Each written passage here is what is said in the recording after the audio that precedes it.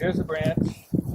It's going to have 10, 12 or more apples, and the weight of those apples are going to start to bring it down a little bit. And next year, I'm time traveling, it's going to have 10, 12, 20 apples. A little bit more weight brings it down. And as this branch is going down, there will be branches, shoots. They've been pruned off here. But eventually something like this is going to come up and it starts, remember it's a shoot right now. And we're traveling in time over 10 years. We end up with this branch now pointing downward. It's been fruiting for the 8, 10 years that I planned. But this new shoot that's come into this light space is now all youngwood. And then I have a thinning cut essentially to bring the tree back in and keep the fruiting zone in the active radius that I planned, rather than just going further and further and further out. So that to me has always been the easiest way to see how wood gets replaced.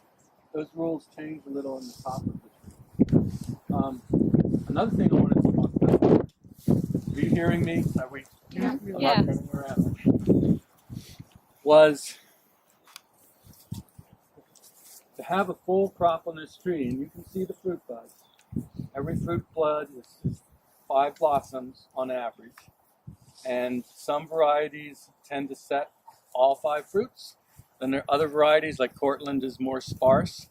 Those varieties that set all 5 fruits really require thinning in order to get a better crop, a return crop the next year. So you don't have to thin. I mean, you can. I do biennial cropping, or you're growing something like Baldwin, you probably just accept that that's the nature of that apple. But when all these flowers open on this tree, and you can see that now, 5 blossoms at every point, this tree really needs 5-7% of those flowers to have a full crop. So that there's a lot of extra involved here. Now,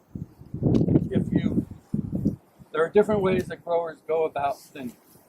So the easiest one to accomplish as a home orchard is to thin by hand. And that can be a nice and pleasant job, and when you have a lot of trees, well, that's when you tap your cider barrel and you bring your friends in.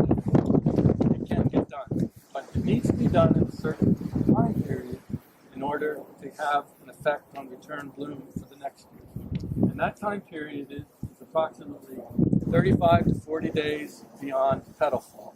So thinning is something that we also do in the month of June, when all that stuff is happening on the calendar in terms of diseases, the sawfly and the capulio, the codling moth. And if you haven't been really managing your fruit production, maybe you just moved to a site, maybe you finally are getting to it, pests have built up in number, and it just seems like you always lose your fruit to pests.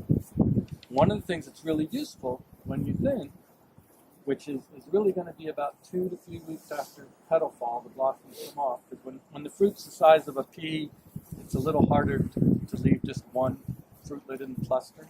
So you're actually getting to them when the larvae of sawfly and codling moth and capulio are in those fruits, if you're doing it in a timely manner. And you need to do it in a timely manner if you want to have impact on next year's bloom. I'll get to the fruit side of this.